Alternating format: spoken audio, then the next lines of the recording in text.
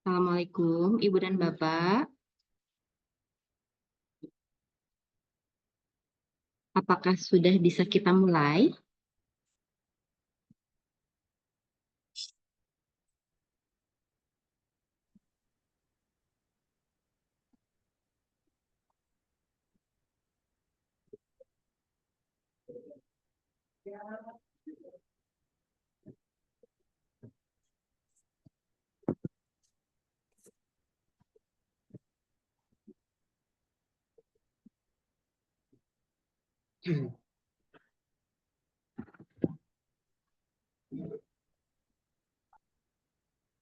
Bu Sofi mana tuh?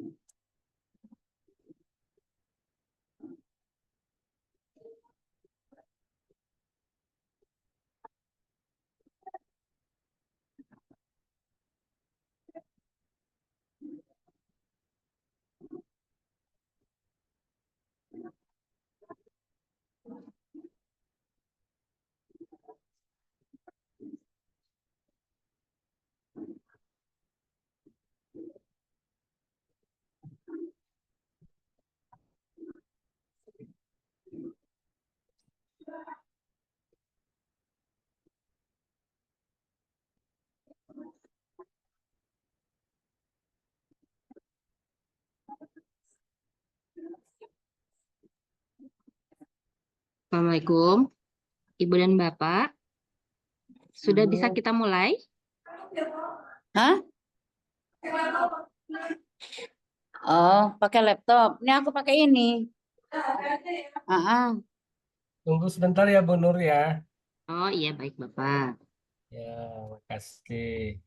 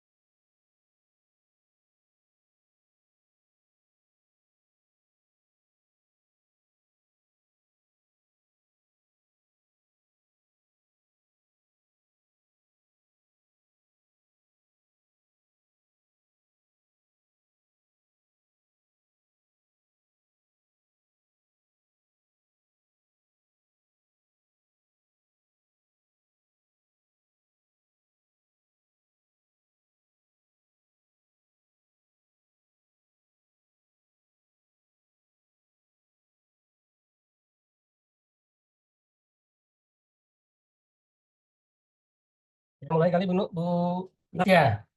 Teman-teman mungkin ada yang nonton bareng di ruangan guru ya. Oh iya, baik. Jadi kita mulai saja, Pak. Ya, silakan. Ya, baik. Bismillahirrahmanirrahim. Assalamualaikum warahmatullahi wabarakatuh. Selamat siang Ibu dan Bapak semuanya. Selamat bertemu dengan kami dari tim Smart Edu Psikotes. Saya ucapkan selamat datang kepada para guru hebat di SMP 49 Jakarta ya, Ibu dan Bapak. Pada kesempatan kali ini, alhamdulillah kita bisa bertatap maya di sini.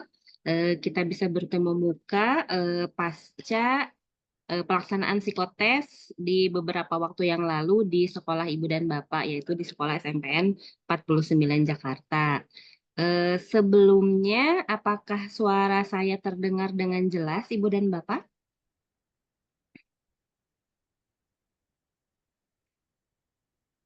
Halo, Ibu, Bapak, takutnya saya sudah berbicara tapi ternyata tidak jelas, kurang jelas. Atau bagaimana? Mohon feedback-nya.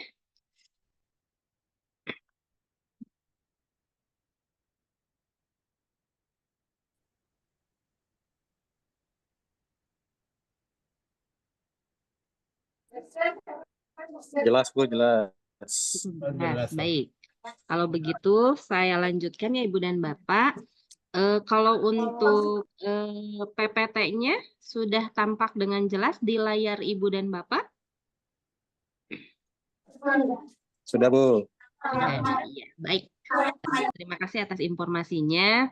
Baiklah Ibu dan Bapak, tanpa berlama lagi, ini sudah jam 2 lebih 12 menit ya Ibu dan Bapak, kita efektifkan waktu bersama saja.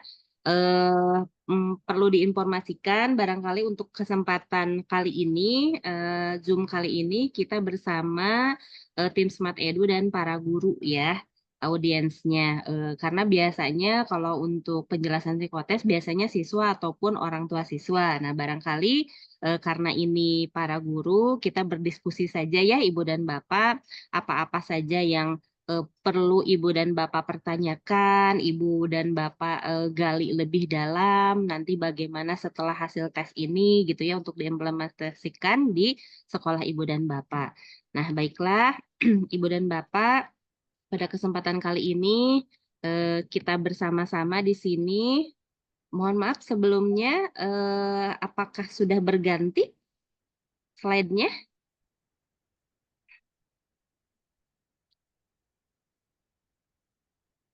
Mungkin masih loading ya.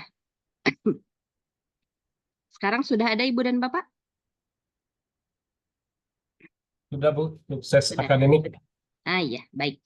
Baiklah Ibu dan Bapak, sebelum kita langsung ke penjelasan hasil psikotes yang sudah dilaksanakan beberapa waktu yang lalu di SMP 49 Jakarta.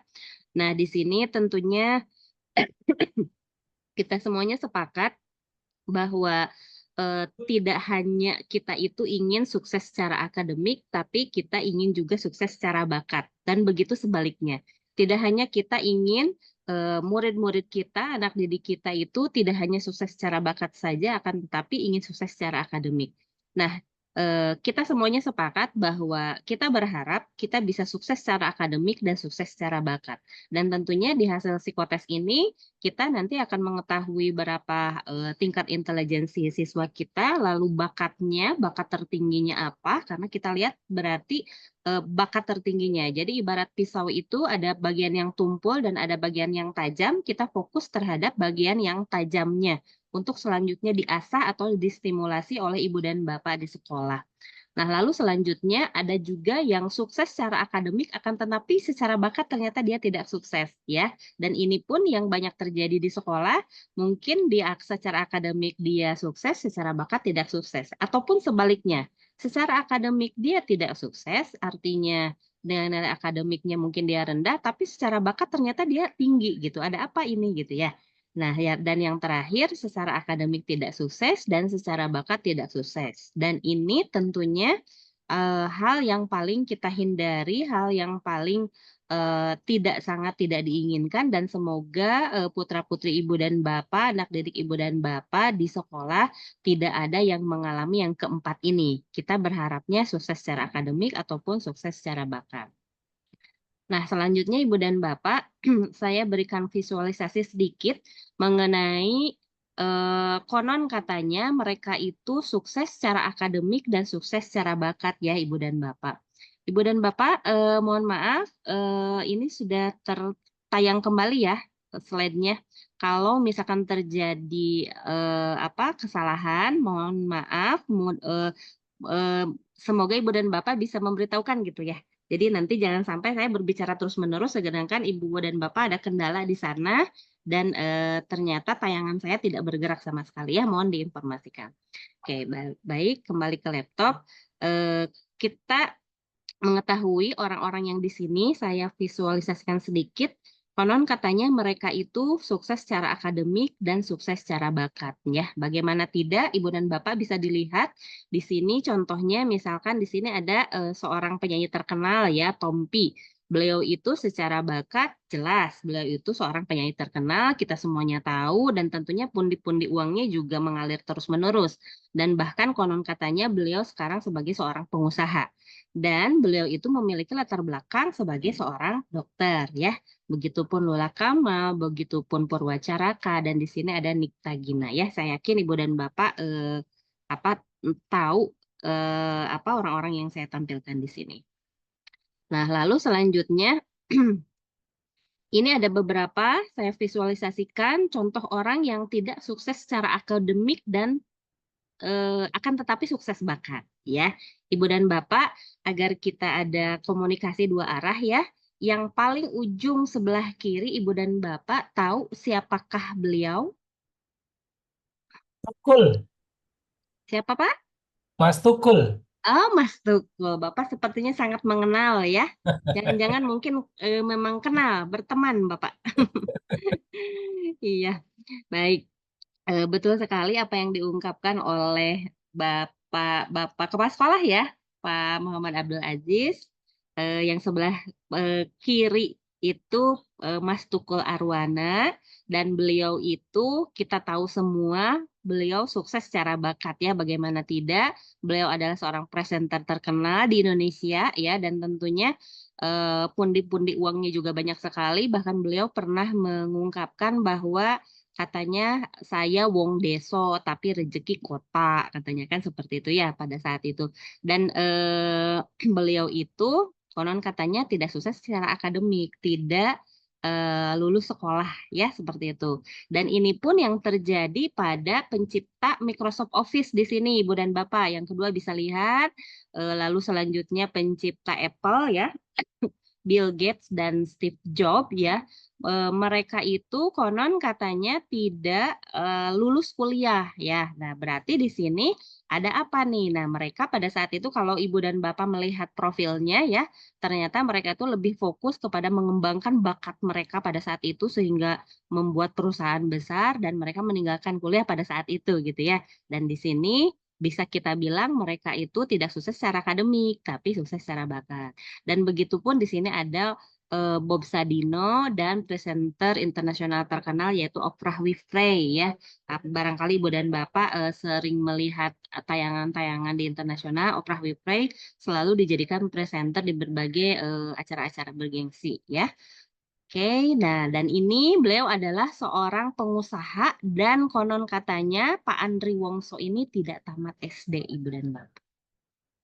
Baik, untuk selanjutnya, nah ini barangkali fenomena yang terjadi di banyak negara dan di Indonesia pun sama seperti ini ya, ada saja gitu ya di berbagai job fair atau career day gitu ya. Mereka itu sukses akademik tapi tidak sukses secara bakat.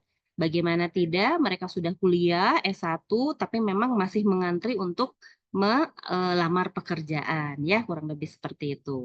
Nah, dan ini yang paling tidak kita harapkan. Anak didik kita tidak sukses akademik, tapi tidak sukses juga secara bakat. Tentunya semoga tidak terjadi seperti ini ya. Baiklah, Ibu dan Bapak, karena kita tidak menginginkan anak didik kita tidak sukses secara akademik dan tidak sukses secara bakat, makanya kita menyelenggarakan tes psikologis atau psikotes yang diselenggarakan beberapa waktu yang lalu di SMP 49 Jakarta. Nah, apa saja yang diteskan ya? Dan tentunya ini untuk psikotes ini ada tujuannya. Tujuan umumnya untuk mengidentifikasi kemampuan umum dan kemampuan khusus. Sehingga dari kemampuan umum dan kemampuan khusus ini membantu mereka dalam meningkatkan prestasi belajarnya. Tentunya tujuan kita di sekolah seperti itu ya, Ibu dan Bapak. Nah, kemampuan umum ini bisa kita lihat dari intelijensi. Jadi bagaimana mereka dapat menyelesaikan berbagai permasalahan secara umum. Kalau Ibu dan Bapak melihat permasalahan secara umum itu apa? Seperti misalkan apa yang terjadi di jalan, misalnya ada yang kebakaran. Nah, kita bisa lihat sebetulnya dia termasuk klasifikasi intelijensi seperti apa secara sekilas ya.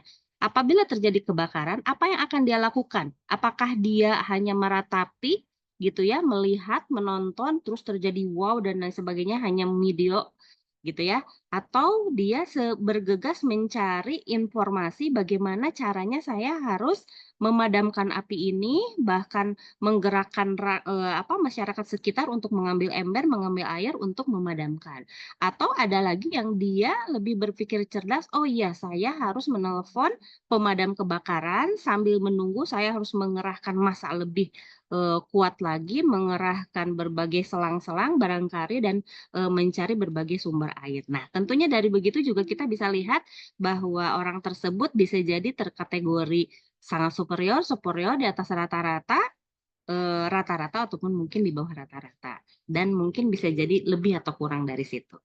Ya, baik Ibu dan Bapak. Tes yang digunakan beberapa waktu yang lalu di SMP 49, yaitu kita mempergunakan alat tes yang bernama CFIT untuk tes kecerdasan ya, atau Culture Fair and Intelligence Test. Lalu tes ini digunakan untuk mengukur fluid ability ya. Fluid ability itu apa? Fluid ability itu faktor herediter yang dibawa oleh seseorang sejak lahir. Ya, dan tentunya di sini untuk klasifikasi intelijensinya Ibu dan Bapak bisa lihat bersama-sama bahwa untuk kategori IQ 170 ke atas itu jenius, 140 sampai 169 itu sangat superior, 120 sampai 139 itu superior dan seterusnya. Ya, Ibu dan Bapak bisa melihat sendiri barangkali dari hasil tes yang kami berikan kepada sekolah.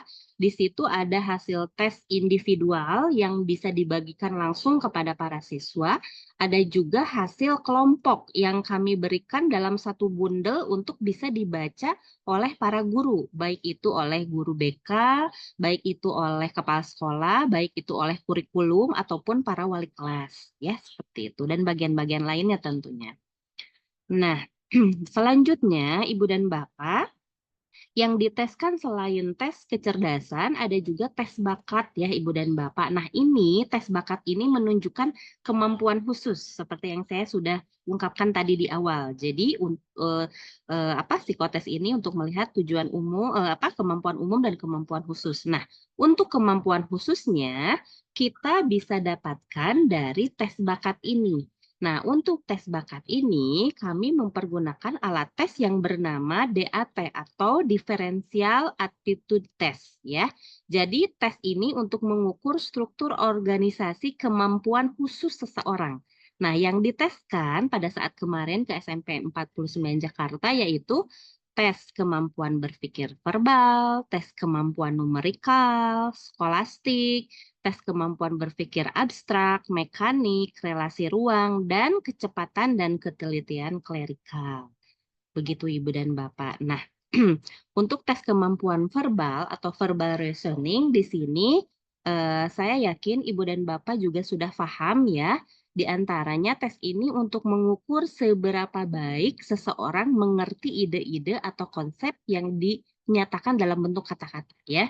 Jadi seberapa mudah seseorang juga kita bisa melihat apakah dia bisa memecahkan masalah yang dinyatakan dalam bentuk kata-kata. Apabila memang dia mampu, berarti untuk verbal reasoningnya dia tinggi. Selanjutnya, tes yang selanjutnya dari tes bakat yaitu tes kemampuan berpikir numerikal atau numerical ability. Kalau tes verbal tadi kata-kata, kalau ini termasuk ide-ide konsep yang dinyatakan dalam bentuk angka-angka ya, kebalikannya dari kata. Nah, selanjutnya ada juga tes skolastik. Tes skolastik ini merupakan gabungan atau kombinasi antara verbal dan numerikal.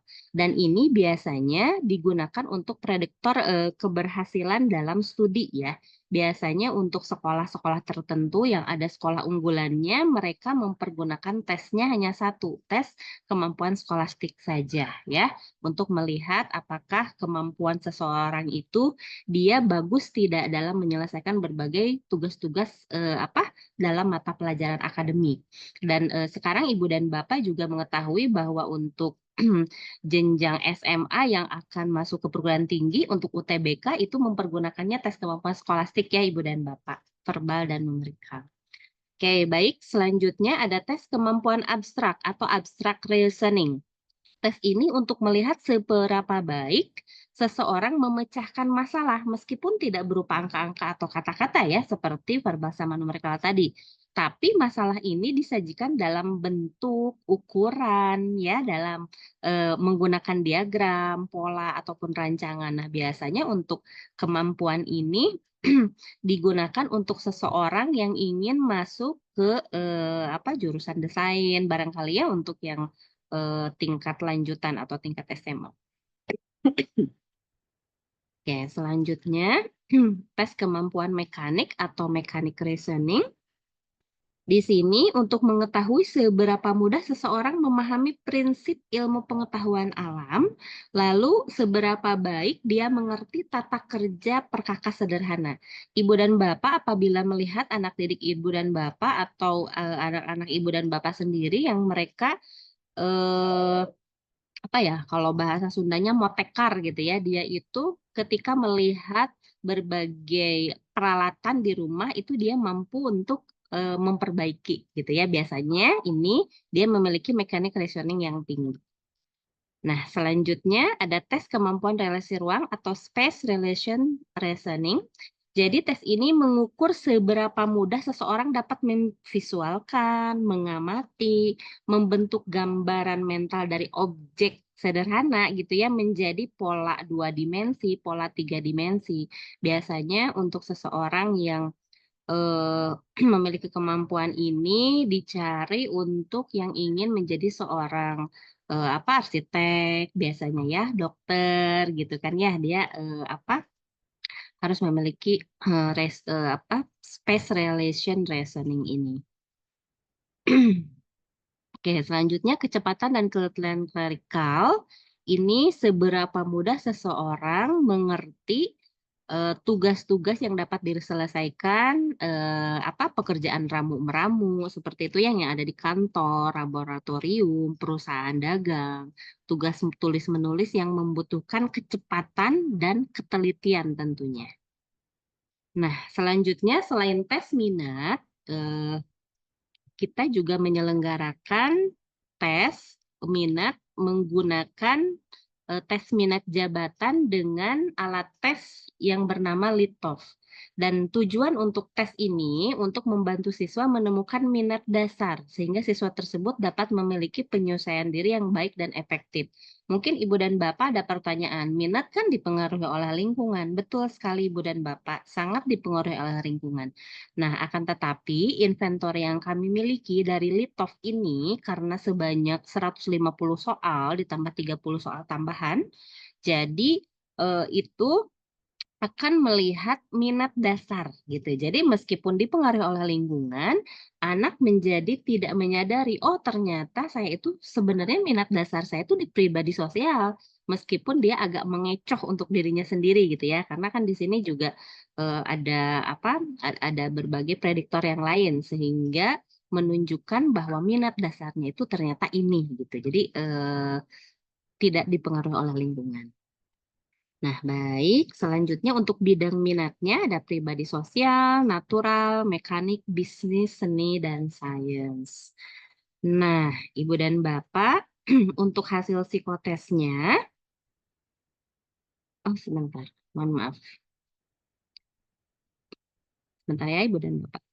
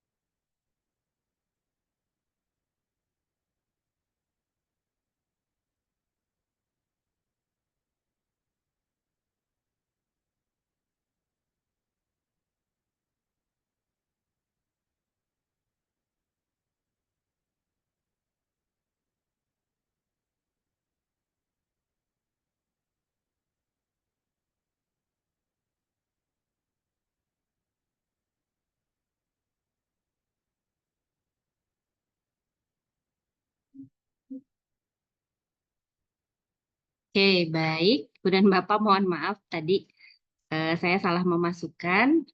Dan ini untuk hasil tesnya ya Ibu dan Bapak. Untuk hasil tesnya, eh, untuk persentase yang sangat superior itu sebanyak 3,77%. Untuk yang superiornya 37,1%, di atas rata-rata 25,2%. Rata-ratanya 33,4% dan di bawah rata-ratanya ada 0,63%. Ibu dan Bapak bisa melihat dari rekap yang kami berikan yang sudah dikirimkan ke sekolah. Lalu untuk rekap gaya belajarnya ya, untuk rekap gaya belajar, untuk siswa yang visual itu ada 36,5%. Lalu untuk kinestetiknya 19,5%. Untuk auditorinya ada 44%. Jadi di sini untuk persentase terbanyak terdapat di auditori ya Ibu dan Bapak. Anak-anak tipenya lebih banyaknya auditori dan untuk persentase tingkat intelijensi yang terbanyaknya di rata-rata dan superior. Oke, baik.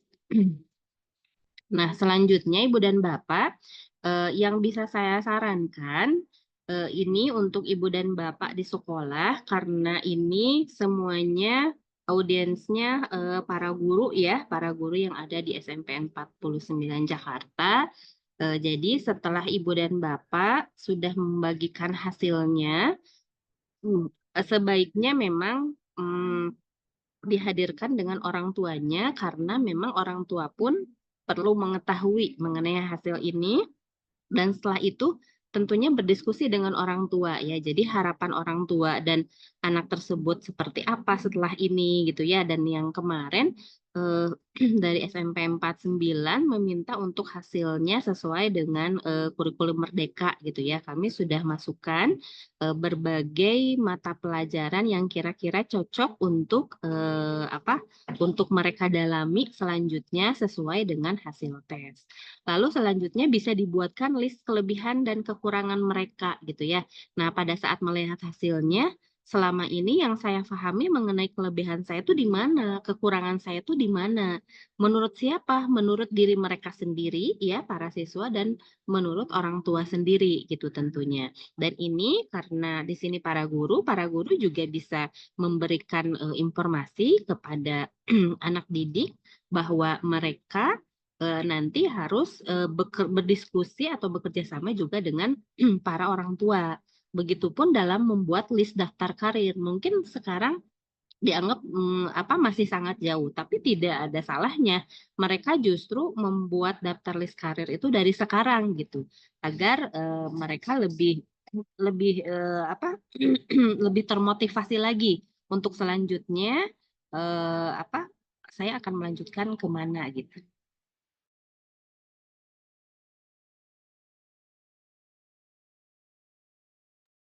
Nah, selanjutnya di sini karena siswa-siswi kita sudah masuk jenjang menengah ya, berarti sudah bisa anak-anak itu dijadikan seorang decision maker terbaik. Decision maker itu pembuat keputusan terbaik untuk dirinya dan masa depannya nanti.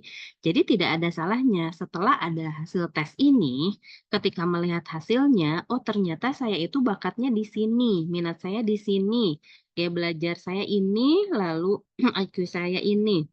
Berarti nanti saya ingin di masa depan saya ingin menjadi apa yang seperti saya inginkan dan tentunya dikombin dengan bakat tertingginya ya seperti itu. Dan untuk ibu dan bapak di sekolah, untuk yang gaya belajarnya barangkali bisa dijadikan bahan informasi ya untuk ibu dan bapak dalam pembelajaran di kelas, mengingat sekarang itu dengan kurikulum merdeka adanya pembelajaran berdiferensiasi ya ibu dan bapak, sehingga di sekolah itu, di kelas itu memang para guru, baik itu wali kelas ataupun guru mata pelajaran wajib mengetahui profil potensi siswa ya, baik itu dari gaya belajar, baik itu dari kemampuan-kemampuan yang lain. Mohon maaf. Dan baik itu juga dari minatnya gitu kan. Nah, dengan kita mengetahui oh ternyata di kelas ini kebanyakan tipe gaya belajarnya visual. Nah, berarti pada saat ibu dan bapak menerangkan ya ini untuk guru mata pelajaran menerangkan berbagai macam hal ilmu pada kesempatan kali ini berarti cocok untuk menayangkan PowerPoint barangkali seperti itu. Nah, lalu untuk yang kinestetik bagaimana gitu ya? Tentunya mereka yang kinestetik tidak akan kuat bertahan lama untuk melihat gitu, untuk melihat tayangan yang diberikan oleh guru. Nah, seperti itu.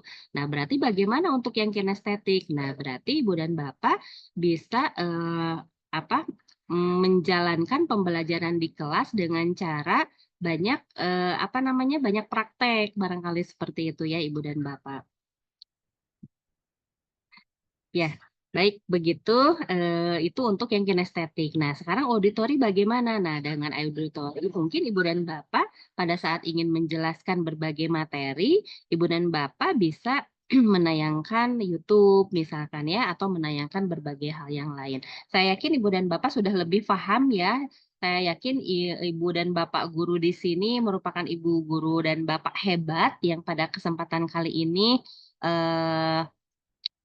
meluangkan waktunya untuk berdiskusi bersama, dan saya yakin jika ada yang ingin ditanyakan atau yang ingin dibedah lagi, mangga ya Ibu dan Bapak terkait dengan ini bagaimana dengan IQ yang sekian, misalkan apakah sekolah kita perlu diadakannya kelas unggulan, misalkan gitu ya, untuk fokus kepada O2SN barangkali seperti itu mangga silakan saja. Makanya barangkali di sini mungkin kita bisa berdiskusi bersama dari hasil tes ini sebaiknya dibagaimanakan gitu. Jadi memang jangan sampai hasil tes setelah mengetahui terus sudah gitu, dan jangan sampai juga hasil tes ini tidak dikomunikasikan kepada para orang tua dan para siswa tentunya. Barangkali karena di sini lengkap ya para gurunya. Mudah-mudahan para guru bisa menjelaskan dengan baik kepada para siswa mengenai hasil tesnya. Untuk selanjutnya, para guru pun dan pihak manajemen sekolah bisa meramukan hal-hal yang krusial apa yang perlu dibuatkan beberapa program terkait tentunya dengan hasil tes yang ada. Demikian barangkali yang bisa saya sampaikan. Untuk selanjutnya, mangga saya serahkan kepada pihak sekolah. Untuk selanjutnya kita bisa berdiskusi bersama. Terima kasih. Assalamualaikum warahmatullahi wabarakatuh. Waalaikumsalam warahmatullahi Ternyata wabarakatuh. banyak yang Bu, boleh izin bertanya, Bu? Mangga boleh Ibu. Baik, terima kasih. Assalamualaikum warahmatullahi wabarakatuh. Waalaikumsalam warahmatullahi wabarakatuh. Saya Budina, kebetulan saya wali kelas 7C. Ya, Bu ya. Langsung saja izin bertanya terkait mengenai hasil tes kemarin, tes psiko kemarin. Kebetulan di kelas saya itu ada siswa yang nilainya ini masuk ke klasifikasi di bawah rata-rata. Artinya berarti di sini untuk intelijensi dia di bawah normal ya, di bawah standar yang sudah ditetapkan.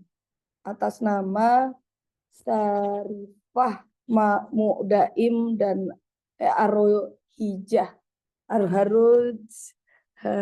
Arohjah. Nah, ini di kelas 7C kelas saya. Nah, ini yang ingin saya tanyakan. Ini kan karena dia sudah jelas untuk intelijensinya di bawah rata-rata ya, Bu ya. Nah, sedangkan dia masuk ke SMP 49 ini masuk ke bukan anak berkebutuhan khusus. Artinya masuk normal gitu. Nah, ini sebagai wali kelas mungkin juga saya sudah komunikasi dengan guru BK bagaimana tindak lanjut saya untuk bisa memegang si anak ini supaya tepat sasaran seperti itu. Mungkin itu saja sementara, Bu. Terima kasih. Assalamualaikum warahmatullahi wabarakatuh. Waalaikumsalam warahmatullahi wabarakatuh. Boleh ditampung dulu Ibu dan Bapak. Barangkali ada yang mau ditanyakan kembali, silakan. ya, apa nanya apa ya? Buka. Sudah tak buka. Ya, Assalamualaikum Ibu. Oke. Waalaikumsalam Ibu.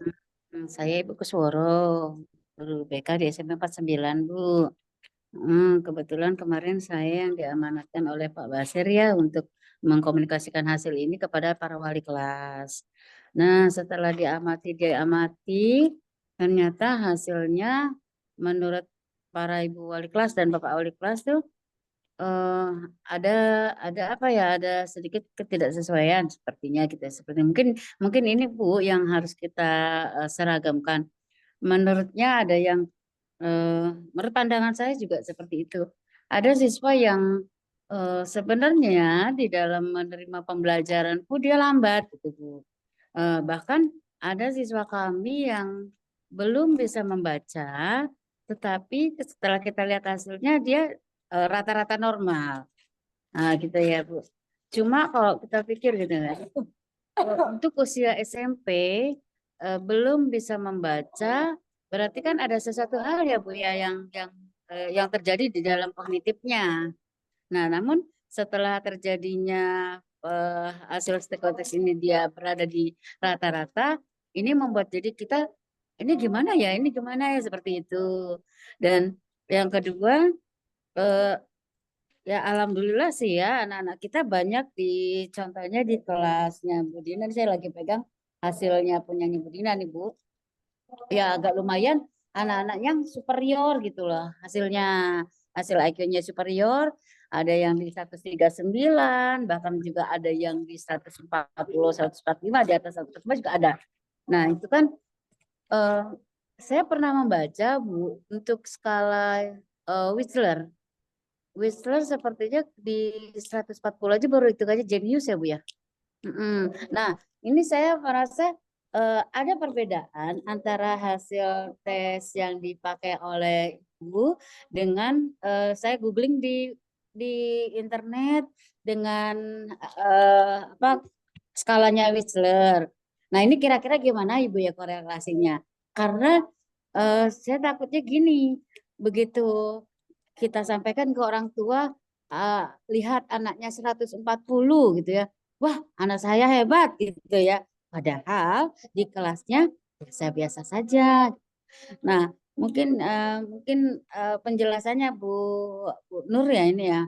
Heeh. Mungkin penjelasannya ya lebih kita biar sepaham untuk menyampaikan ke orang tua. Kalau misalkan hasil apa tujuan daripada kita mengadakan tes ini kan biasanya untuk bagaimana kita menghadapi belajarnya, bagaimana kita tahu bakatnya, bagaimana minatnya kita di mana sehingga itu kalau terkorelasi dia akan menjadi orang yang sukses, betul nggak Bu ya? Mm-mm. Nah, mungkin itu aja Bu yang jadi beban pikiran saya. Mudah-mudahan ada solusinya ya Bu ya. Terima kasih Bu Nur. Assalamualaikum warahmatullahi wabarakatuh. Waalaikumsalam warahmatullahi wabarakatuh. Terima kasih Bu Kusworo dan Bu Dian ya atas pertanyaannya. Bu Dina, Barangkali, bukan. oh iya Bu Dina, maaf. Hmm. Bu Dina ya. Barangkali ada lagi yang lainnya, silakan Ibu dan Bapak.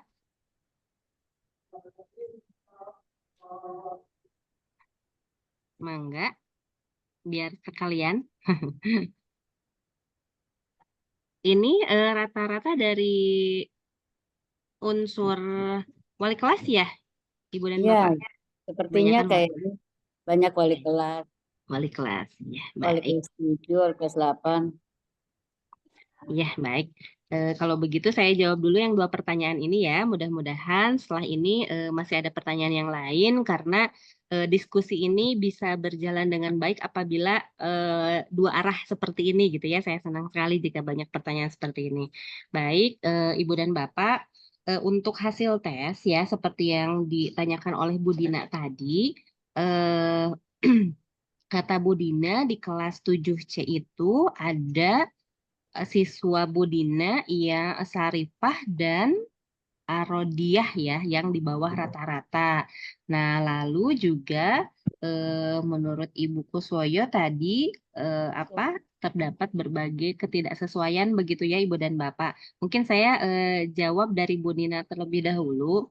Jadi untuk hasil tes ini Bu dan Bapak memang untuk tes psikologi beda dengan tes fingerprint ya Ibu dan Bapak. Ibu dan Bapak pernah mengenal tes fingerprint ya yang menggunakan jari. Tahu, Ya, tahu. yang menggunakan jari itu melihat potensi genetik ya yang tidak dipengaruhi kondisi psikologis karena hanya melihat dari sampel jari. Nah, kalau psikotes itu tentunya akan sangat dipengaruhi oleh kondisi psikologis Ibu dan Bapak.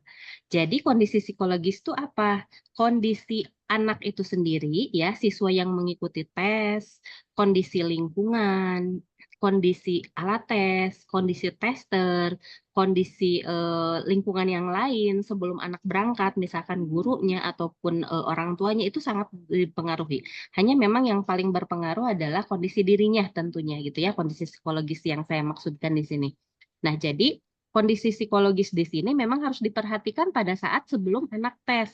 Makanya diharapkan pada saat anak akan mengikuti tes itu memang dia harus siap fisik dan mentalnya. Artinya jangan sampai sedang sakit gitu ya, sedang tidak enak badan, atau sedang ada pikiran, atau sedang galau, cemas, atau lagi marah gitu ya, dan lain sebagainya. Ibu dan Bapak pasti lebih paham ya untuk anak remaja kan seperti apa. Makanya untuk sebelum pelaksanaan tes itu diharapkan anak juga sudah sarapan, itu pun akan sangat mempengaruhi Ibu dan Bapak. Anak belum sarapan, kebayang pelaksanaan tes dari pagi sampai siang gitu ya, anak belum sarapan, kerubuk-kerubuk, apalagi dia kurang minum yang cukup, berarti kan oksigennya kurang di otaknya ya, kurang lebih seperti itu. Itu sangat dipengaruhi Ibu dan Bapak. Apalagi kan ini pelaksanaannya kelompok ya, pelaksanaannya secara berkelompok, tentunya satu tester menangani banyak siswa di dalam kelas, tentunya pasti ada miss di situ gitu ya. Ada miss itu artinya pada saat menjelaskan ada yang paham, ada yang tidak. Ada yang berani bertanya, ada yang tidak. Anak yang berani bertanya berarti kan dijelaskan kembali oleh testernya. Yang malu bertanya berarti dia nggak paham apa maksudnya ini, kan itu ya. Nah, itu dipengaruhi oleh kondisi psikologis. Nah, untuk tadi ya, beberapa anak yang di bawah rata-rata itu memang bisa jadi pada saat pelaksanaan tesnya memang bisa jadi tidak paham atau memang itulah memang apa asli dirinya itu gitu ya yang di bawah rata-rata. Tapi Ibu dan Bapak, bukan artian yang di bawah rata-rata ini tidak normal, tetap bisa kita katakan normal gitu. Jadi mereka bisa mengikuti pembelajaran dengan baik.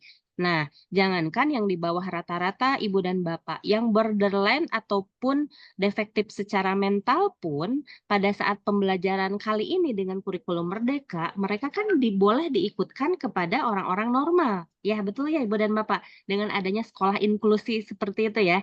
Jadi akhirnya kan ada guru pembimbing khusus dan biasanya guru BK yang menjadi guru pembimbing khususnya. Seperti itu ya Ibu dan Bapak. Nah, jadi kalau pertanyaannya ini gimana anak saya yang di bawah rata-rata, apakah dikatakan tidak normal? Tidak, Ibu. Tetap dikatakan normal. Mereka bisa mengikuti dengan baik. Nah, tadi saya langsung berlanjut ke pertanyaan Ibu Kusworo tadi mengenai anak yang tidak bisa membaca. Berarti bisa jadi dia tidak bisa jadi dikategorikan tidak normal secara kognitif. Nah, begini, Ibu dan Bapak, perlu Ibu dan Bapak ketahui bahwa untuk tes IQ itu tidak ada tulisan sama sekali. Ya, Ibu dan Bapak, barangkali pada saat pengetesan kemarin bisa melihat itu untuk tes IQ tidak ada tulisan. Jadi untuk anak yang tidak bisa membaca pun mereka bisa melakukan, mereka bisa mengerjakan dengan baik karena itu hanya berupa gambar-gambar. Ya, hanya berupa gambar-gambar sehingga pada saat tester menjelaskan di depan gitu ya, set A, B, C, D untuk tes 1, lalu untuk tes 2, set A, B, C, D, maka siswa akan paham meskipun dia tidak membaca. Nah, mengenai permasalahan dia tidak bisa membacanya, kenapa kok dia tidak bisa membaca sampai usia SMP, kenapa? Nah, berarti kan itu patut dipertanyakan pada saat SD-nya seperti apa? Apakah ada permasalahan pada saat SD-nya? Sehingga kenapa tugas perkembangan yang seharusnya dia dapati di kelas SD, mungkin kalau membaca itu seharusnya kan di kelas 1, 2 SD ya Ibu dan Bapak ya. Harusnya tugas perkembangannya di kelas 1, kelas 2 itu anak sudah bisa membaca. Apalagi dengan zaman sekarang dengan berbagai metode, anak di usia TK ya 5 sampai 6 tahun itu sudah bisa membaca. Nah, apakah ini melulu dari kognitifnya? Belum tentu Ibu dan Bapak. Karena kebanyakan saya menemukan kasus ternyata kognitifnya tidak apa-apa. Terbukti dari hasil tesnya tidak apa-apa atau bertemu secara langsung pun, bertemu muka secara langsung, wawancara dan lain sebagainya, ternyata dia tidak apa-apa. Akan tetapi ada kondisi psikologis tertentu ya yang membuat dia trauma sehingga dia ada berbagai hal yang tidak masuk dengan mudah ke dalam pengetahuannya gitu, tidak bisa dia serap gitu karena ada kondisi traumatis ya. Beberapa kasus yang pernah saya tangani, jadi sebetulnya dia tuh bisa membaca, akan tetapi karena pola pengasuhan orang tua yang otoriter, yang terlalu keras, bahkan mohon maaf Ibu dan Bapak, ada yang KDRT ya, yang sering dipukuli sejak kecil, ada yang ditendang, ada dan lain sebagainya, itu bisa membuat kemampuan membaca anak itu menjadi rendah. Tapi bukannya tidak bisa membaca, ternyata bisa. Nah, ternyata yang saya tangani pada saat dia sudah ditenangkan hatinya, jiwa, pikirannya, sudah ada orang yang bisa dijadikan tempat curhat, dia jadi udah merasa aman gitu ya dengan seseorang. Mungkin di sini bisa jadi dengan wali kelasnya, bisa dengan guru BK-nya, sudah merasa tenang, rileks, dia banyak cerita, merasa aman. Lalu setiap hari diajarkan membaca, setiap hari distimulasi juga oleh temannya, oleh orang tuanya. itu nggak dalam jarak waktu lama, kurang dari 1 tahun itu bisa membaca Ibu dan Bapak. Itu kan? Gitu. Ada banyak yang seperti itu kejadiannya gitu. Jadi nggak membaca, tidak bisa membaca itu bukan karena dia apa kemampuan kognitifnya yang terganggu ya. Itu Ibu dan Bapak, Ibu Kusworo ya. Lalu mengenai tadi yang apa mengenai skala ya Ibu ya. Mengenai skala Ibu, kalau untuk Whistler itu untuk anak-anak Ibu. Ya, alat tes yang digunakan untuk anak-anak. Nah, kalau untuk apa untuk ini kan yang kami pakai untuk anak remaja ya, kategorinya 1 SMP itu udah anak remaja. Jadi 12 tahun ke atas mendekati 13 itu sudah termasuk anak remaja, sehingga bukan skala Whistler yang kami pakai, sehingga untuk klasifikasi intelijensinya yang jenius itu 170 ke atas dan untuk yang superior itu 140 gitu ya. Begitu Ibu. Jadi yang kami gunakan ini skala untuk anak remaja sampai dewasa. Lalu tadi apabila ada barangkali menurut Ibu dan Bapak, kok sepertinya ada ketidaksesuaian ya antara hasil tes dengan keseharian gitu ya. Nah, dari keseharian kok anak itu prestasi belajarnya biasa-biasa saja, sedangkan kok hasil tesnya superior. Nah, inilah Ibu dan Bapak yang kadang-kadang kita tidak menyadari bahwa sebenarnya soft skill-nya anak-anak ya, kemampuan anak-anak sebetulnya dia itu sudah hebat. Akan tetapi kenapa? Apa yang membuat anak tersebut kok prestasi belajarnya atau prestasi akademiknya rendah? Bisa jadi itu karena malas Ibu dan Bapak. Bisa jadi karena kurangnya dukungan Ibu dan Bapak. Jadi bisa jadi anak tuh sebenarnya nggak malas, tapi kurangnya support dari orang tua, dari guru. Kan kadang mohon maaf ya Ibu dan Bapak, dia itu sebetulnya softwarenya ya yang sudah Allah berikan itu dia hebat. Tapi karena nggak ada stimulasi, yang terjadi adalah hardikan, barangkali seperti itu ya, yang ada di rumahnya, sehingga membuat dia malas ngapa-ngapain.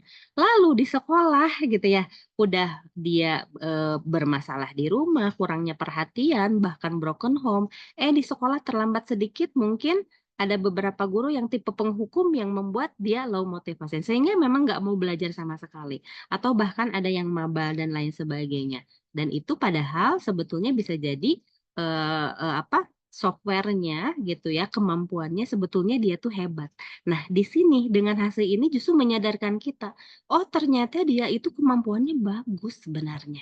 Nah, berarti termasuk ini peran Ibu dan Bapak ya, termasuk wali kelas, BK dan tentunya semuanya apa stakeholder yang ada di sekolah, menyadarkan anak juga bahwa kamu itu sebetulnya kemampuannya hebat. Hanya tinggal dipantik sedikit, sebenarnya kamu tuh bisa. Hilangkan rasa malasmu, atau barangkali ada yang mau diceritakan. Nah, itu kan berarti step selanjutnya. Berarti bisa jadi ada permasalahan loh Bu di rumahnya yang belum terselesaikan sehingga berpengaruh terhadap akademik di sekolah gitu. Mungkin seperti itu yang bisa Ibu sampaikan, Bu Dina dan Bu Kusworo. Mangga apabila ada pertanyaan lanjutan, mangga. Atau sanggahan silakan.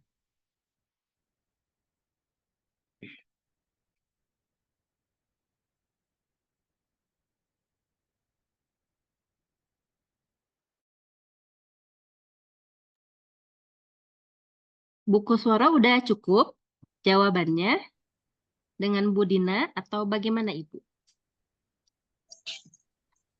Ibu, Ya. maaf, saya menambahkan tadi yang kasus, saya Bu Sotun Hasanah ya Bu, wali Ada kelas. tambahan ini Bu, silakan Bu Hasanah. Bu Maaf, Mangga Sotun. Ibu. ya. Untuk yang tadi diberitakan oleh Ibu Woro, yang siswa tidak bisa membaca dengan rata-rata skornya itu, rata-rata ya Bu, dengan skor 96 saya sebutkan, itu dibandingkan dengan teman yang memang secara kasat mata dia lebih mampu, itu lebih tinggi Bu. Yang saya tanyakan itu emang benar di tesnya itu apa memang benar-benar tidak ada tulisan, apa hanya gambar, apa hanya kode-kode, itu yang pengen saya tahu Bu. Karena ketika saat ini pun anak itu sedang saya ajar membaca Bu. Jadi mulai dari konsonan hidup, mati itu belum bisa menyambungkan secara benar gitu loh Bu. Makanya ketika saya mendapatkan nilai ini, saya agak bingung juga kok bisa seperti ini gitu. Itu yang saya pengen itu Bu. Terima kasih Ibu. Iya, baik Ibu. Dengan Ibu Siti ya. Terima kasih atas pertanyaannya. Iya, betul Ibu. Jadi kalau memang kita perbandingkan, kenapa kok anak ini begini, kok kenapa anak itu begitu gitu ya Ibu. Nah itulah jadi untuk hasil tes ini kadang-kadang memang jadi menyadarkan kita gitu ya. Sebenarnya anak ini mampu gitu ya. Nah apabila tadi ada pertanyaan, anak ini diajarkan konsonan vokal aja oleh ibu masih tidak bisa gitu ya. Iya. Nah kan begini Bu. Berbagai kemampuan itu yang ada di dalam otak itu terbagi-bagi ya Bu ya. Ada bagian depan, kiri, kanan. Makanya kenapa dari tes kecerdasan juga, dari tes bakat ada verbal reasoning, ya, ada numerical reasoning, ada relasi ruang space reasoning, kan seperti itu ya. Nah ini yang di tes IQ, ini memang tidak ada sama sekali tulisan, hanya gambar-gambar. Jadi kalaupun pada saat anak memahami apa yang harus dia lakukan, oh ada 4 kotak, di atasnya terdapat 3 kotak-kotak kecil, sedangkan 1 kotak di bawahnya yang hilang gambarnya. Silahkan kamu cari dari A, B, C, D, E, manakah yang hilang gambarnya. Jadi kan di sana dia hanya mencocokkan, Bu. Dia mencocokkan, hanya melihat. Itu untuk set A misalkan. Yang set B-nya, tugas kamu adalah mencari 2 gambar yang berbeda dari kelima gambar yang sama. Nah itu kan itu. Nah jadi dia kan memang gimana ya Bu ya? Jadi memang berbeda antara tadi kemampuan membaca dengan kemampuan yang kecerdasan ini. Jadi maksudnya begini Bu, bukan artian setiap yang tidak bisa membaca artinya dia kognitifnya terganggu, itu tidak sama sekali Ibu. Jadi bisa jadi dia tidak memiliki kemampuan membaca itu bukan artinya dia tidak bisa secara intelijensi. Tapi bisa jadi dia memang lambat gitu ya, lambat belajarnya atau tidak diperhatikan atau itu tadi ada kondisi traumatis tersendiri sehingga dia tidak cepat menangkap apa yang disampaikan oleh guru. Barangkali mungkin seperti itu Ibu. Itu atau mungkin kalau Ibu ingin lebih dalam lagi, barangkali bisa bisa ditelusuri lebih gitu. Jadi bukan hanya sekedar kita mengajarkan membaca dan menulis dan berhitung, tapi karena ini anak sudah masuk grade remaja, Ibu bisa tanyakan apa yang terjadi di kehidupannya gitu. Seperti itu Ibu. Ya, mohon maaf, semoga bisa dicerna oleh Ibu dan Bapak Guru. Terima kasih Bu. Ya, sama-sama Bu Uswatu.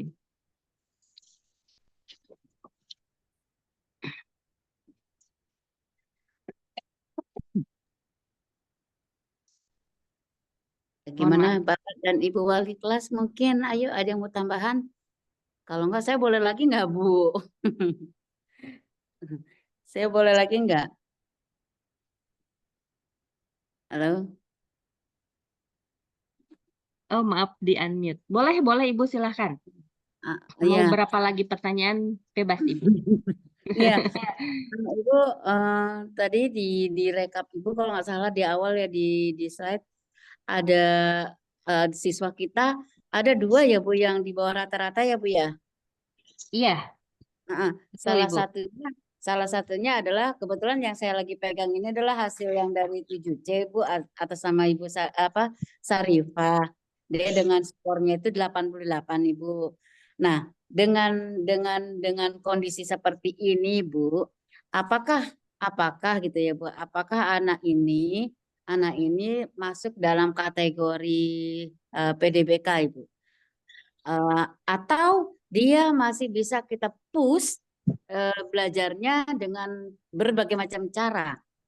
Itu yang pertama Bu. Terus karena kan kondisinya anak ini jadi terhambat untuk semua mata pelajaran. Ini yang saya amati Bu ya. Terus dengan siswa yang tadi siswanya Bu Iswatun yang belum bisa baca, akibat daripada itu akhirnya untuk semua pelajaran yang lainnya itu jadi tercangkut ya Bu ya. Iya. Jadi dia kurang untuk menyelesaikan tugasnya juga jadi lambat. Jadi apakah itu anak nanti bisa mengejarkan pembelajaran yang sama dengan teman-temannya atau gimana ya Bu ya?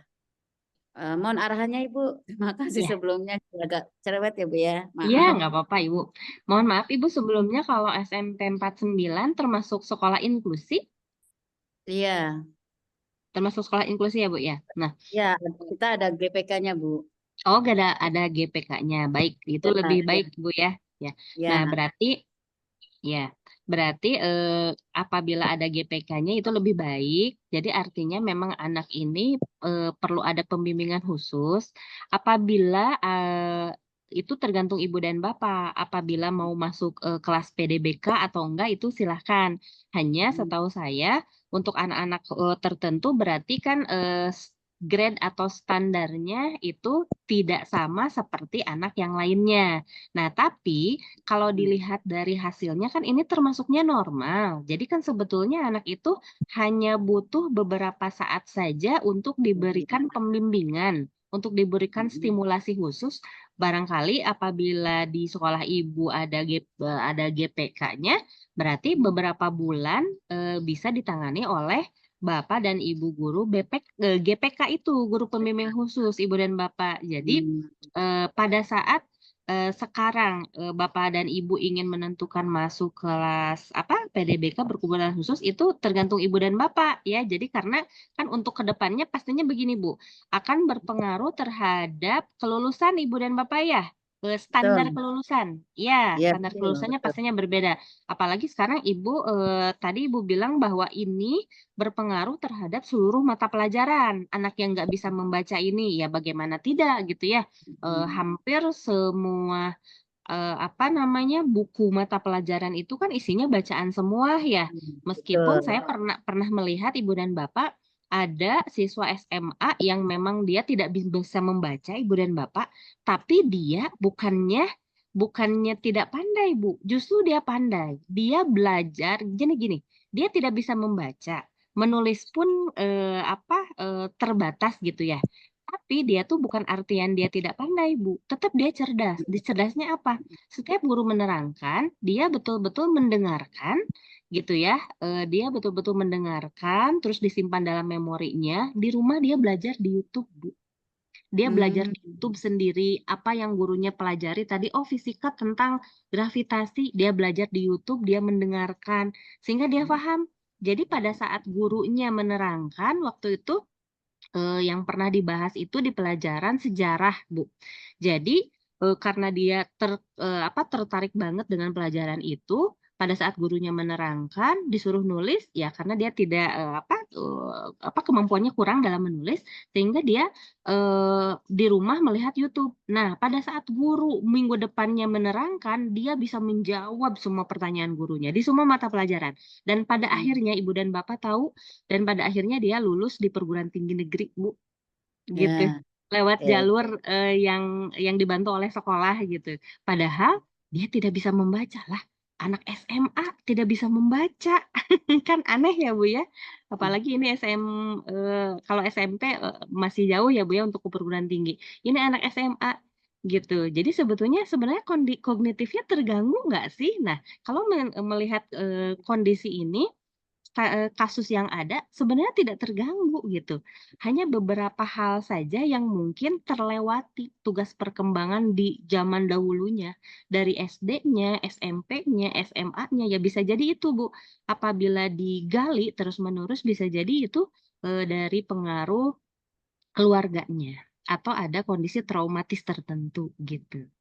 Gitu Ibu dan Bapak. Dan bisa jadi pada saat di SMA-nya, guru-gurunya membuat dia nyaman sehingga dia mau belajar terus-menerus dan pada saat dia daftar ke perguruan tinggi negeri dia bisa lulus sampai semua gurunya juga terheran-heran loh kok bisa lulus padahal dia kemarin kan nggak bisa baca katanya gitu. Seperti itu Ibu. Ya. Baik Ibu, terima kasih. Saya cukup Bu.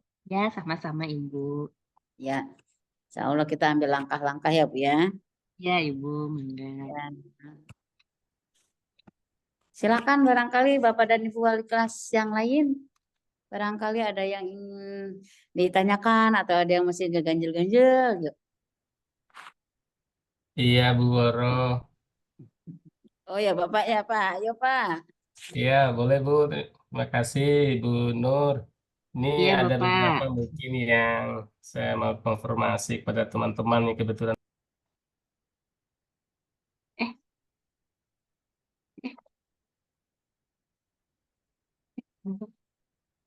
sebentar. Bapak, tidak Ya belum terdengar, ya. Pak? Ah, iya. Oh, gitu ya Silakan, belum Bapak. ya. Ada beberapa yang akan dikomunikasikan ya bersama tim kami dengan orang tua. Ya antara lain nanti teman-teman guru membuat list kelebihan dan kekurangannya. Ini kayaknya sih nggak sulit nih. Yang saya belum pahami ini nanti apakah teman-teman Bu Woro dari BK ini mungkin sudah bisa menjelaskan membuat list daftar karir. Nah ini teman-teman kalau sudah memahami, tinggal Bu Woro sama Bu Sofi bisa menjelaskan ke teman-teman guru wali kelas. Tapi kalau memang belum perlu penguatan, mungkin nanti Ibu bisa membuat contoh ya, contoh listnya seperti apa. Terus yang terakhir, decision maker. Ini seperti apa yang, walau tadi saya sudah dengerin, jelasin sedikit, tapi karena saya bukan orang psikolog, orang IPA, jadi ngertinya itu makhluk hidup itu biologi itu Bu. Sama dengan Bu Dina sana. Jadi mohon kalau memang teman-teman belum memahami tentang ini bisa ditanyakan kembali ke Bu Nur. Lalu yang kedua Bu Nur, kemarin kami baru saja selesai mengisi survei lingkungan belajar nih kaitan dengan eh, apa ya ANBK. ANBK di sana ada pertanyaan yang saya lupa ya, singkatan itu TUBI atau apa ya. Jadi sepertinya anak yang memiliki kelebihan paling tinggi gitu. Ini harus seperti apa yang harus di pelayanannya di sekolah gitu Bu, oleh kami. Demikian, terima kasih. Ya, baik Bapak. Terima kasih atas tanggapannya. Luar biasa sekali ya di sini Bapak Kepseknya sangat kooperatif ya untuk bisa bekerja sama dan mendiskusikan mengenai hasil tes ini. Baik Bapak, seperti yang diungkapkan Bapak tadi yang di survei apa Pak, belajar lingkungan ya Pak ya? Yang Ya, ANBK itu iya. Kalau itu yang saya pahami ada yang namanya CIBI Bapak. CIBI itu untuk grade tertinggi. Jadi untuk anak yang memiliki keistimewaan tersendiri atau kita bilang gifted Bapak. Ada anak gifted. Memang ini kebanyakan, mohon maaf, yang banyak dilupakan oleh sekolah-sekolah, Pak. Jadi kebanyakan sekolah-sekolah itu melihatnya masalah, Pak. Tapi memang betul, masalah pun kan harus dihadapi ya. Seperti yang diungkapkan oleh Ibu BK tadi, Ibu Kusworo, bahwa memang permasalahan bla bla bla itu ya harus terselesaikan dan memang harus ada harus ada ramuan khusus gitu untuk bisa menyelesaikan permasalahan yang ada sehingga untuk kelulusan itu bisa terpenuhi, bisa sesuai KKM, kurang lebih seperti itu ya Ibu dan Bapak kalau di sekolah. Nah ini untuk anak yang cerdas istimewa ini memang banyak yang dilupakan. Jadi akhirnya ada beberapa sekolah ya yang meminta kemarin untuk tes kepada Smart Edu itu ada untuk kelas unggulan gitu. Itu sah-sah saja Bapak apabila ingin dilakukan di SMP 49. Nah, biasanya mereka melihatnya dari skor IQ atau dari skolastiknya. Skolastik yang tertinggi itu mereka masuk kelas unggulan. Nah, untuk kelas unggulan ini pada akhirnya kita untuk melihat yang cerdas istimewa ini. Jadi untuk cerdas istimewa kan berarti memang harus seperti tadi Pak, seperti yang anak berkebutuhan khusus. Ini kan sebetulnya masuknya anak berkebutuhan khusus juga. Hanya kadang-kadang di benak para guru anak berkebutuhan khusus itu hanya anak yang mengalami kekurangan. Padahal anak yang mengalami kelebihan pun ini harus ditangani khusus juga gitu. Anak yang gifted ini harus ditangani khusus oleh tentunya oleh guru khusus supaya anak yang kelebihan ini gitu ya, yang cerdas istimewa ini tentunya grade-nya atau apa standarnya tidak sama dengan standar normal lainnya. Apabila Ibu dan Bapak misalkan dengan kurikulum Merdeka ini standarnya anak harus memahami anu di A misalkan. Untuk yang cerdas istimewa ini berarti harus ada di atasnya. Bukan kemampuan mengalami, tapi kemampuan untuk menganalisis misalkan seperti itu Ibu dan Bapak. Nah itu pun memang harus ada tim khusus barangkali Ibu dan Bapak. Ada satgas khusus. Barangkali sekolah SMP 49 mau ada kelas unggulan itu tidak ada salahnya kalau misalkan mau ada seperti itu. Tapi kalau untuk sekarang mungkin karena jarang ya, jarang, mungkin bisa jadi disebutkan kelas 4A, B, C, D, E, tapi yang tahu di dalam isinya hanya guru-guru gitu, hanya pihak sekolah. Oh, kelas A itu tuh sebenarnya ini kelas unggulan. Supaya apa? Supaya tidak menjadi apa ya? Kalau sekarang mungkin supaya tidak berprinsip keadilan gitu ya, tetap adil gitu. Jadi orang tua dan siswa taunya itu sama aja kelas A, B, C, D, E, F, terus sampai berapa kelas itu. Nah, tapi kita bisa melihat, oh ternyata kelas A itu sebenarnya kelas unggulan, sama A sama B misalkan. Nah, nanti kelas yang paling terakhir, misalkan kelas F sama G, itu kelas yang sedang-sedang saja, atau bahkan mungkin kurang. Mungkin begitu, Bapak. Barangkali ada yang terlewat, Bapak Kepala Sekolah tadi, dari pertanyaan Bapak? Apa sudah Banyak, cukup menjawab? cukup Ibu ya. Ya, baik. Siap, ya. Mangga dari Ibu dan Bapak guru yang lain, apabila masih ada yang belum difahami atau ingin didiskusikan, silahkan Ibu dan Bapak.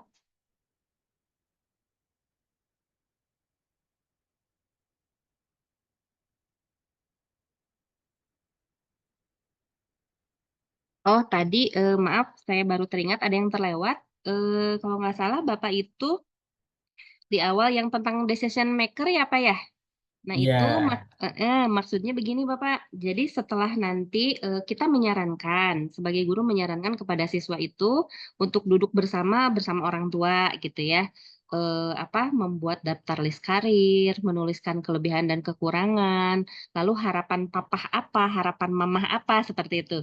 Nah, lalu setelah anak ternyata, oh saya pengen jadi dokter. Terus bapak saya inginnya saya menjadi masuk ke pengacara, misalkan ke hukum berarti. Terus, oh ibunya ingin anaknya menjadi seorang akuntan, misalkan, pilot. berarti kan ke ekonomi misalnya. Nah, pada saat sudah dibicarakan seperti itu di konferensi meja bundar di keluarga mereka masing-masing, nanti berikan kesempatan yang seluas-luasnya kepada anak untuk menjadi penentu keputusan terbaik, gitu. Decision maker itu Pak. Jadi suruh anak untuk membuat keputusan berdasarkan keinginannya sendiri, dan kita sebagai orang tua dan guru memberikan supportnya saja, memberikan dorongan setelah semuanya berkumpul membicarakan mengenai kelebihan kekurangan, harapan ibu, harapan ayah, harapan anak, lalu membuat apa kelebihan dan kekurangan gitu Pak. Jadi setelah semuanya didiskusikan dengan alot sekian waktu, nah setelah itu silahkan keputusannya ada di tangan siswa itu sendiri, di tangan anak itu sendiri, gitu Pak. Kurang lebih seperti itu untuk decision maker. Baik Ibu, terima kasih. Iya, Bapak Ibu sama-sama. ada lagi nggak yang lain nih? Udah, atau udah cukup ya Bapak Ibu? Bu Nat, cukup nggak? Bu Kus, Bu Sofi, Guru BK? Kalau sekiranya sudah cukup, Bapak Ibu nanti mohon bantuan Bu Nur Cukup, cukup. apabila masih ada pertanyaan dari teman-teman kali nanti saya lewat telepon ya Bu Nur ya. Boleh Bapak silahkan. Boleh. Mungkin apabila saya tidak mengangkat seperti tadi ya Pak ya, mungkin Bapak boleh Iya, chat Pak. Saya mau iya, chat telepon aja. gitu. Saya tadi Iya, lagi iya. sholat kebetulan waktu Bapak telepon. Baik, Iya. iya. Terima kasih Bu Nur atas kebersamaannya. Sepertinya dari penjelasan Bu Nur, teman-teman merasa puas ya. Memang kemarin dari hasil itu kami diskusi dengan kenyataan yang dilihat sekilas ya oleh Bapak Ibu guru, wali kelas, Bapak Ibu guru yang mengajar, termasuk guru BK-nya. Sedikit kebingungan dengan hasil yang ada, tapi dengan penjelasan Bu Nur, udah terang benderang bagi kami, tinggal kami menindaklanjuti apa-apa yang memang harus kita lakukan setelah selesai melaksanakan tes psikotes ya. Semoga dengan hasil ini anak-anak kami di SMP 49 bisa maksimal, bisa ada perubahan ya, ada perubahan pelayanan bagi kami sehingga anak-anaknya bisa kompetensinya bisa berkembang lebih jauh lagi bila dibandingkan dengan tahun yang lalu kami belum melaksanakan tes psikotes begini, Bu. Jadi sekali lagi nanti apabila kami ada pertanyaan, mohon bantuannya untuk bisa uh, komunikasi dengan kami ya, Bu Nur. Ya, baik Ya, Bapak. baik, Terima kasih demikian. banyak Terima juga kasih. dari SMP 49 sudah mempercayakan untuk psikotes ke Smart Edu, Bapak. Mudah-mudahan bermanfaat bagi semuanya. Amin. Ya. Iya. Baik, Eh, Ibu, semua kayaknya kita tutup ya. iya, baik Bapak. Ya, silakan Bu Nur. Ya, terima kasih atas perhatiannya Ibu dan Bapak dan terima kasih juga atas kesempatan yang diberikan. Apabila Ibu dan Bapak masih ada sesuatu ganjalan yang tidak dipahami atau mungkin nanti di perjalanan ya di proses penjelasan kepada para siswa untuk pemberian hasil dan barangkali mendapati juga orang tua yang mendatangi dan lain sebagainya, boleh Ibu dan Bapak bisa chat saya ya, barangkali nomornya ada di Bapak Kepala. Nanti bisa kita janjian untuk selanjutnya prosesnya seperti apa. Barangkali seperti itu. Mohon maaf apabila ada kata-kata yang kurang berkenan, Ibu dan Bapak semuanya. Semoga apa yang sudah kita bicarakan menjadi ilmu bagi kita semua, menjadi berkah bagi kita semuanya. Terima kasih. Assalamualaikum warahmatullahi wabarakatuh. Waalaikumsalam warahmatullahi wabarakatuh. Terima Warahmatullahi kasih, wabarakatuh. Ibu. Izin mulai. Ibu, izinlah. Ya, Assalamualaikum. terima kasih Ibu dan Bapak. Mangga.